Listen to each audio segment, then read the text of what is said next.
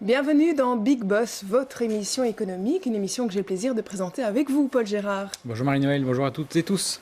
Alors aujourd'hui, notre invité, c'est un peu votre voisin, Paul, on peut le dire. C'est pas faux, Chris Verhellen, bonjour. Bonjour. Bienvenue sur le plateau de Big Boss, vous êtes en effet mon voisin, je suis votre voisin. Nous sommes voisins, puisque vous êtes le patron d'Extensa Group, qui est le propriétaire et le développeur du site Tour et Taxi. Exactement. Nous sommes au même étage, au troisième, donc bienvenue dans l'émission. Merci. Alors effectivement, vous êtes tous les deux sur le site de Tour et Taxi, mais ce qu'on sait peu d'Extensa, c'est que c'est une entreprise quasi centenaire qui est née à Anvers, d'où son nom. Oui, exactement. En fait, plus que centenaire, parce que la société a été constituée en 1910 pour réaliser en fait l'extension de la ville d'Anvers, d'où son nom. À l'origine, extension et entreprise anversoise, ouais. en français dans le texte Oui. à l'époque. Et donc, en fait, on a continué cet héritage et on s'est focalisé sur l'extension ou le redéveloppement de quartiers de ville. Pour faire plus ample connaissance avec vous, Chris Verhellen, qui est bruxellois depuis 30 ans maintenant, vous me disiez un instant, et perbécois même, eh bien je vous propose la séquence dans le bureau du boss. Nous sommes allés dans l'entrepôt royal, c'est là que se trouve votre bureau, pour découvrir la déco de ce bureau qui en dit long sur votre personnalité. On regarde. Bienvenue donc dans le bureau du Big Boss d'Extensa, un bureau très lumineux, plutôt ordonné, avec vue sur le canal. À mon avis, ce n'est pas une coïncidence, vous avez choisi ce bureau parce que vous avez une vue sur vos projets. Quelques objets de décoration quand même dans le bureau. Le casque, j'aurais peut-être pas mis ça en premier lieu, mais bon. Pas de photo de famille, mais par contre, une photo ici, bien en avant, où on vous reconnaît. On reconnaît également votre directeur financier. Vous nous direz à quoi fait référence cette photo. Quelques objets, on l'a dit. Et puis, il y en a un qui nous intrigue, c'est celui-ci, un peu rouillé. Certainement lié à l'histoire du lieu. Dites-nous. Allez, un petit dernier pour la route. Il est un peu caché dans votre bureau, cet objet. Mais moi, je l'ai repéré tout de suite. C'est ceci, une trottinette. Bon, alors une seule question, dans quelles circonstances utilisez-vous cette trottinette? Alors, vous vous déplacez sur le site avec cette trottinette ou c'est juste pour la déco? Non, pas du tout. C'est pas pour la déco. Je me déplace sur le site, mais aussi en ville avec cela. En fait, je l'ai découvert il y a quelques années. J'étais en voyage à Tel Aviv, je pense, et j'ai vu ça dans la rue. Je me dis, c'est bien, c'est chouette. Mais c'est pas pour moi, j'ai plus l'âge. Et là, j'ai vu des gens quand même plus âgés que moi utiliser ça. Je dis ça, on doit l'avoir. Okay. Et donc, je l'ai commandé. Trottinette électrique, si j'ai bien vu. C'est une trottinette électrique avec une autonomie quand même de 20 km à peu près. Donc, c'est très utile. Je la prends avec moi, je peux la plier, je prends dans le métro même, et je fais la dernière distance entre ma station de métro et le bureau, par exemple. Oui. Alors, il y a un objet aussi tout rouillé, une espèce de croll, comme ça, comme on dit à Bruxelles. D'où vient cet objet? Eh bien, c'est une partie métallique de décoration de la corniche de la gare maritime qui est purement tombée par vétusté. Okay. Et donc, la gare maritime qu'on est en train de rénover maintenant, il était grand temps, on voit qu'il y a des choses... Donc c'est un objet récent là sur ce bureau? Eh bien, oui, exactement, il date de l'année dernière et mes collègues sont venus me montrer en fait l'état de vétusté de la gare et je dis mais c'est beau à voir. Vous êtes un amoureux des vieilles pierres, du patrimoine bruxellois en particulier? Oui, et je crois qu'on a à Tour et Taxi quelque chose d'extraordinaire, donc il faut d'abord apprécier son patrimoine avant qu'on peut l'apprécier en valeur. Alors, dernière question, il y a une photo aussi, pas de photo de famille, pas de dessin d'enfant chez vous, mais par contre, cette photo, on dirait que vous y tenez, elle est face à vous. Il y a qui sur cette photo et elle fait référence à quel événement? C'est une photo qui a été prise l'année dernière à la Bourse de Bruxelles et c'était le son de cloche assez traditionnel pour la notation d'une obligation qu'on a émise avec Extensa Group, parce que évidemment pour faire toutes ces activités immobilières, il faut se financer aussi, et donc on a décidé l'année dernière d'utiliser la possibilité qu'on a de s'adresser directement au marché des investisseurs institutionnels en lançant une obligation donc souscrite directement par des investisseurs. On peut peut-être souligner à propos de finances et de bourse que Extensa, c'est un groupe qui a une certaine surface, qui a les reins solides, comme on dit, 400 millions d'euros, un peu plus de bilan, donc ça a de la surface. Mais ça en a encore plus si on sait que Extensa, c'est en fait une filiale de Ackermans van Haaren, un holding coté en bourse qui est membre du BEL 20, l'indice des valeurs vedettes de la bourse de Bruxelles, et qui lui pèse, je crois, quelque chose comme 5 milliards d'euros de valorisation. 5 milliards, oui. Donc c'est confortable en même temps quand on est Extensa d'être backé, soutenu par un groupe de cette taille-là, j'imagine. C'est confortable, c'est par rapport au type de projet qu'on fait, c'est aussi nécessaire quelque part parce que dans notre activité qui est le développement économique, il y a forcément les possibilités de cyclisme liées au... Il y a une cyclicité dans le marché immobilier. Et donc, si il y a au-dessus un actionnaire qui peut, en investissant dans d'autres activités qui sont un peu contre-cycliques, peut chercher une continuité de résultats, c'est beaucoup plus confortable pour nous, évidemment. Vous n'auriez pas pu faire ça en solo sans avoir l'aide d'une machine comme AVH derrière vous? Je crois que effectivement ce serait impossible, ou bien il y aura d'autres conditions. Franchement dangereux, franchement risqué. Ce serait peut-être beaucoup plus risqué, oui. Ouais. Alors Extensa, situé là, le siège même est situé sur le site de Tour et Taxi, on l'a compris, dont vous êtes désormais 100% propriétaire. Je vous propose, pour découvrir l'entreprise un peu plus dans les coulisses, de regarder le portrait qui suit.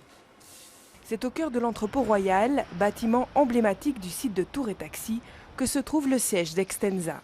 Une présence discrète depuis 2005, au milieu d'une cinquantaine d'autres entreprises.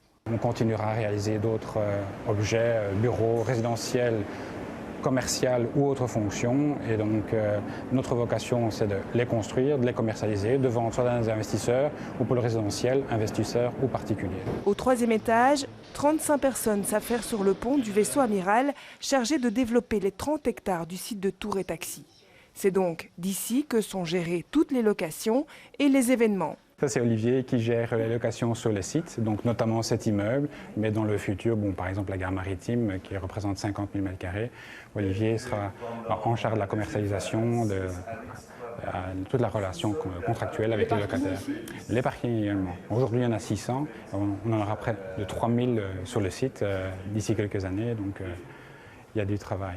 Un peu plus loin, dans le département financier, le calme règne. Mais chez Extensa, il ne faut pas se fier aux apparences. On travaille avec de nombreux partenaires, que ce soit des architectes, des bureaux d'études, des urbanistes, des banquiers. Donc on passe quasi l'entièreté de notre temps dans des salles de réunion et donc souvent les plateaux sont déserts, soit que les gens soient en salle de réunion ou à l'extérieur. La gare maritime, c'est l'un des nombreux développements en cours sur le site de Tour et Taxi. Avec une collaboratrice du département dédié à la conceptualisation, le directeur financier s'inquiète de l'état d'avancement de la location du futur espace commercial. C'est bien sur ce module-là, le long de l'hôtel de la Poste, qu'on retrouve aussi des commerces au rez-de-chaussée. Oui, c'est ça. Et par la suite, on est en discussion pour voir pour les différents plateaux. Et entre deux réunions, le responsable des projets nous rejoint au rez-de-chaussée, dans le showroom Extensa. Un espace pour accueillir les futurs acquéreurs d'un logement du projet baptisé Riva. Avec 3 personnes ici qui travaillent à temps plein pour suivre les acquéreurs dans les démarches administratives, dans le choix des matériaux que nous présentons ici et éventuellement dans toutes les modifications qu'ils voudraient réaliser dans leur appartement. Ici, vous pouvez bien constater sur la maquette le futur pont Picard qui en fait arrive directement sur notre parcelle cadastrale, donc la parcelle du projet Riva, qui contient 3 bâtiments de part et d'autre de ce futur pont Picard. Depuis les toits de l'entrepôt royal, on observe aisément le chantier en cours quai des Péniches. Objectif, livrer près de 140 appartements d'ici la fin 2019. On se trouve dans une tranche entre 3 000 et 4 000 euros du mètre carré, qui est déjà une tranche moyenne haute pour la région bruxelloise. Pourquoi? Parce que tout le quartier est en développement. Il s'agit ici d'un lieu unique. On est le long du canal, avec des terrasses qui présentent une orientation plein sud-ouest et surtout en face du futur parc Beko, donc sans vis-à-vis. Avant même d'être construit, plus de 70% des appartements sont déjà vendus. Aujourd'hui, le bilan d'Extensa dépasse les 400 millions d'euros. Alors on le voit, hein, il y a du boulot, Chris Verheulen, sur ce fameux site de Tour et Taxi. Cette fameuse gare maritime, elle est assez impressionnante. On a vu, hein, on était en train de recouvrir la verrière de nouvelles, j'imagine, de nouvelles vitres, Oui. plus modernes. Je vous propose de regarder les images du futur de cette gare. On le voit ici, ce sont des images qui ont été prises par des drones et on va un peu voir l'avant-après. Là, on n'était pas encore très très loin dans l'évolution de la rénovation, Oui, mais c'était voilà. avant la rénovation. Alors ici, et qu'est-ce que ce sera concrètement? on voit le hall central en fait qu'on laisserait libre de construction fixe. Là, c'est une rue latérale en fait qui traversera la gare. Et on voit qu'on préserve le grand hall du milieu et on fait les constructions sur les extrémités. Alors, mais on y voit des bureaux, on y voit des espaces un peu comme ça d'expo, mais Oui, vous voulez mettre quoi concrètement? un peu de tout en fait, parce que la gare maritime fait 4 hectares au sol et donc on va construire plus que 50 000 mètres carrés à l'extérieur. Je ne sais pas si ça dit quelque chose, mais c'est quand même... C'est difficile en fait à s'imaginer. Oui, c'est à peu près la taille quand même de l'entrepôt royal, un peu plus grand D'accord. en termes de surface construite.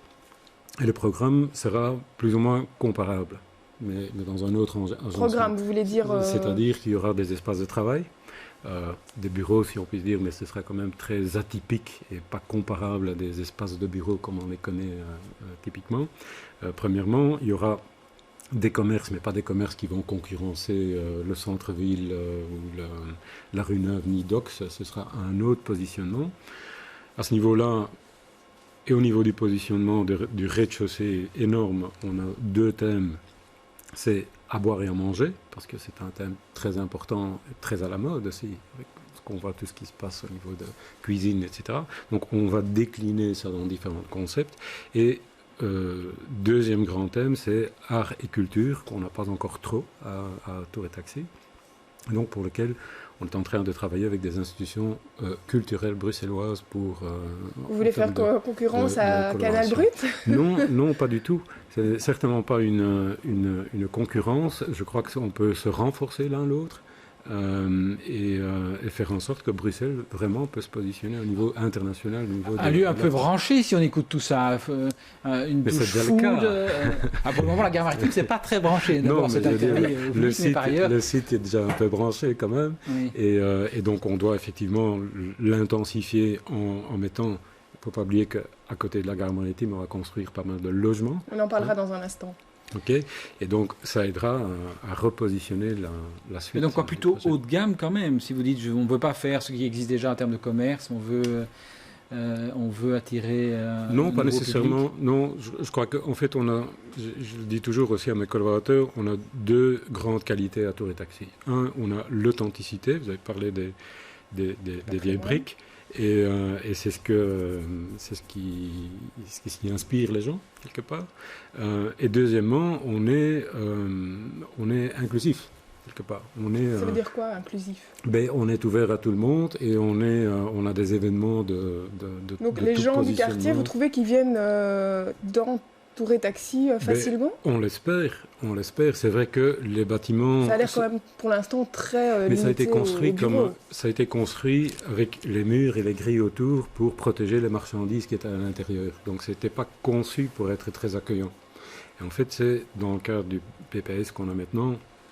Évidemment, il faut qu'on travaille encore avec Monuments et Sites pour essayer d'ouvrir plus de ces murs et d'enlever plus de ces grilles pour qu'ils soient plus accueillants et que tout le monde a plus l'idée qu'on est le bienvenu. Que ce ne soit pas un îlot dans la ghetto, ville, une petite ville dans la ville comme ça l'est pour le moment. Il faut honnêtement. s'intégrer dans le quartier, ça c'est évident, et ça prendra un certain temps. Le quartier s'adaptera un peu à nous aussi, c'est inévitable, mais je crois que c'est le but aussi, c'est le pari de réussir la reconversion de l'ancien bassin industriel le long du canal. Mais qui avez-vous Donc, envie de faire venir dans cette gare maritime? Parce qu'on a parlé de commerce, mais ce n'est pas très précis.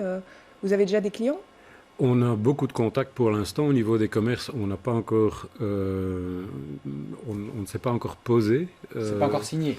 C'est pas encore signé, mais il y a énormément de contacts en cours. Je vois qu'il y a énormément d'intérêt, mais en commerce, le temps que les commerçants ont besoin avant qu'ils emménagent est plus réduit que pour les bureaux en général, parce qu'il y a moins d'organisations où les concepts sont déjà plus connus. Mais vous Donc- allez accepter quel type de commerce? On a envie de savoir. En J'imagine que vous avez une vision des choses. Oui, en fait, on s'adresse, et c'est peut-être là aussi la particularité, on s'adresse à tout le monde, même au niveau des clients bureaux, mais aussi au niveau des commerces, des gens qui veulent se réinventer. Et tout le monde doit se réinventer un peu parce que le monde change vite. On doit se repositionner son produit, ses services. Et donc, qu'est-ce qu'il y a lieu de faire? Il faut raconter une histoire.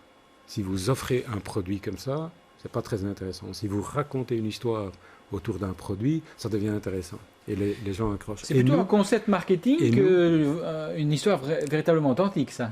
Mais exactement. Et en fait, je le répète toujours, Tour et Taxi, à l'origine, c'était une plateforme multimodale de distribution de biens, et c'est devenu, et c'est en train de devenir encore plus, une plateforme multimodale de distribution d'idées. Parce que les produits d'antan sont maintenant, on vend beaucoup plus l'idée que le produit matériel. À propos de vente, on va un peu quitter la gare maritime et aller de l'autre côté du canal. Vous êtes occupé à quitter un peu ce site de Tour et Taxi pour Riva, un projet, on va voir quelques images des futurs logements qui sont occupés à sortir de terre. On est pour l'instant au sous-sol, on attaque le sous-sol. Alors là aussi, j'ai l'impression que vous visez, on a entendu les prix 3 000 à 4 000 euros du mètre carré, vous visez de nouveau une clientèle assez haut de gamme. Est-ce que c'est ça, s'ouvrir sur le quartier, faire des appartements accessibles à des gens qui ont les moyens ou qui font plutôt... Vous dites à nouveau, parce que je ne suis pas d'accord, le premier bâtiment qu'on a réalisé sur l'autre côté, sur le coin rue de l'Escaut Oui. et la rue Picard, n'était pas du tout à ces prix-là. On était dans les 2000. D'accord. Et dans Et tout est vendu bas 2000. Et tout est vendu.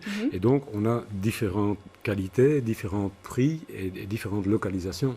Évidemment, sur le canal, avec le nouveau pont qui va venir sur un axe quand même très important entre la gare du Nord et la gare maritime.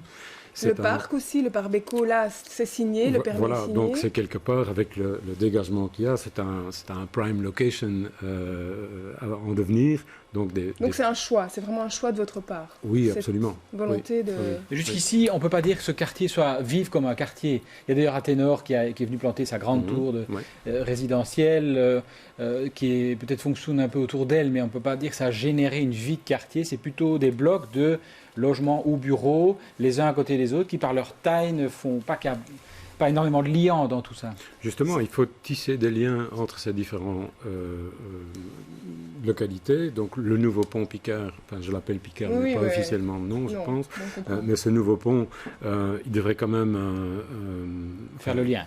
Toute infrastructure et toute amélioration de l'infrastructure, c'est quand même un plus pour essayer de faire ça. Évidemment, quand la gare maritime, qui pourrait fonctionner comme un genre nouveau centre couvert de tout ce quartier existant et nouveau, c'est ça le défi. C'est ça qu'on doit réussir. Vous le voyez quand même comme un défi. Et les logements, on en parlait, il y a des logements qui sont construits un peu plus haut, qui sont un peu moins chers que ceux de Riva. Et puis vous avez un projet qui est à l'enquête publique pour le moment. Oui. On va voir les images également, comme ça vous pouvez nous commenter. Oui. Ce sont vraiment des gabarits un peu plus imposants là, que Riva. Oui, ils sont un peu plus élevés, mais en fait, ils gardent en moyenne la hauteur de la fête de la gare maritime. Mais on a convenu, entre autres avec le Bouwmeester, qu'il y aura 2 volumes qui dépassent un peu la gare maritime, justement, qui sont compensés en hauteur par la densité générale est fixée par le PPS, donc là, on ne fait pas... Vous nous rappelez combien de logements de ce côté-là vous espérez construire? Dans la phase qu'on est en train, qui est sous permis, sous demande de permis maintenant, il y a à peu près 300 logements qui sont prévus. C'est énorme, et quand on voit ces images, ça va densifier à fond cette partie du site. Est-ce que c'est pas aller trop loin? Vous êtes un privé, donc c'est d'ailleurs une question. Est-ce que le privé doit développer à ce point-là un pan de ville? Mais est-ce que vous n'êtes pas en train de chercher à rentabiliser au maximum l'espace disponible en vendant par appartement, de façon mauvais jeu de mots, mais enfin en essayant de mettre un maximum de logements et d'infrastructures un peu partout? Est-ce que ça risque pas de casser un peu la dynamique de ce site qui justement est aussi aéré? Je crois que ça devrait justement rajouter aux dynamiques. Et le grand défi, c'est d'avoir une mixité dans la zone de canal. Donc, et faire vivre toutes ces anciennes infrastructures aussi. On ne peut pas, sans rajouter une certaine capacité en logement et donc de gens qui vont utiliser au quotidien le site, avoir une économie qui supporte la rénovation, par exemple, de la gare maritime et des anciens immeubles. Vous évoquiez la commission de concertation qui n'a toujours pas rendu son avis, hein, Oui. peut-être la semaine prochaine, on ne sait pas. En 2 mots, il y a eu des critiques de 2 ordres. Justement, on parlait de nouveau de l'accessibilité des logements à tous les Bruxellois. Les riverains demandaient 30% de logements sociaux. Est-ce que c'est quelque chose que vous pouvez entendre, vous, en tant que privé? Et deuxièmement, le problème de la mobilité. Oui. On a entendu votre directeur financier, on passerait quasi à 3000 places de parking à plus long terme, évidemment, sur le site. Est-ce que tout ça, ça tient sur ce site? Et est-ce que vous n'êtes pas en train d'être en opposition avec la politique de mobilité de la région bruxelloise?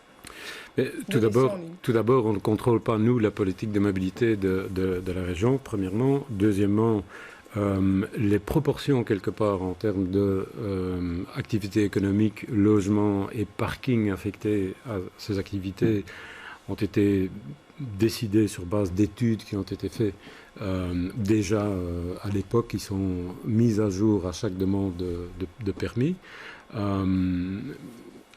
En termes aujourd'hui, on a le grand parking maintenant en surface qu'on utilise par exemple pour les foires et les événements. Donc finalement, les parkings qu'on mentionne, c'est mettre tous ces parkings en sous-sol quelque part. Et donc dans la réalité, ils sont quelque part déjà là. Mais nous sommes tout à fait convaincus et nous y travaillons journalièrement que tout le monde doit changer un peu ses habitudes en termes de mobilité et doit pas réfléchir en premier lieu à la voiture et doit varier un peu, pourquoi pas, avec une trottinette. Voilà, j'allais le dire. La boucle est bouclée. On va regarder un petit peu les chiffres de l'entreprise. On arrive au Oui. tableau, ça c'est votre spécialité, les chiffres, Paul. Oui, n'exagérons rien, mais enfin bon, c'est vrai que c'est quand même toujours bon de voir si ça gagne de l'argent, si c'est rentable finalement une entreprise. Et la réponse à propos d'Extensa, c'est oui et non. Il y a eu des années où vous avez pris un bouillon et d'autres années qui sont très positives. On le voit ici, notamment les toutes dernières. En 2015, il y a un bond, on fait fois combien? Fois 15 presque pour arriver les 50 millions, atteindre les 50 millions de bénéfices. Avant ça, il y a eu plusieurs années, 4 sur 10 qui ont été négatives. Ça renvoie à la notion de cyclicité que vous évoquiez.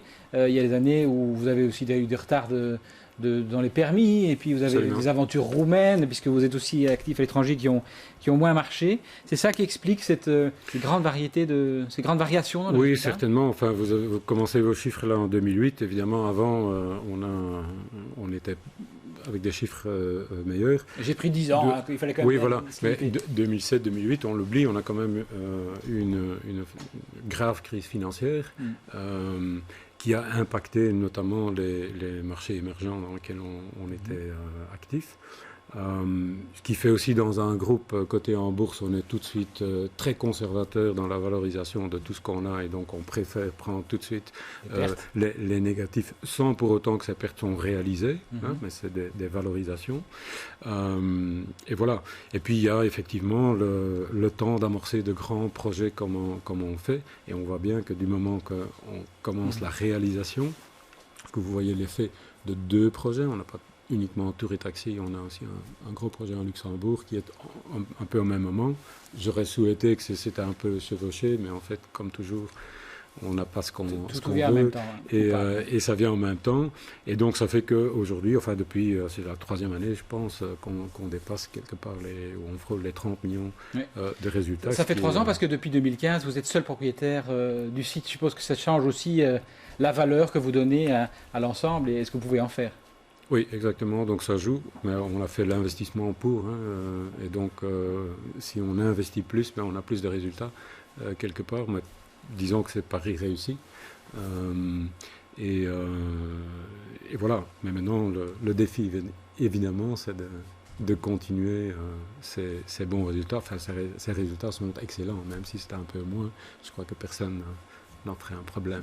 Chris Verheylen, on a une petite surprise pour vous. On va vous montrer une image, une voix aussi, parce que je vais également en prendre pour mon grade. Ça date de 2000. On s'était rencontrés et à l'époque, il n'y avait encore rien sur le site de Tour et Taxi, En 2000. si ce n'est les bâtiments Je suis dans curieux. leur jus. On regarde.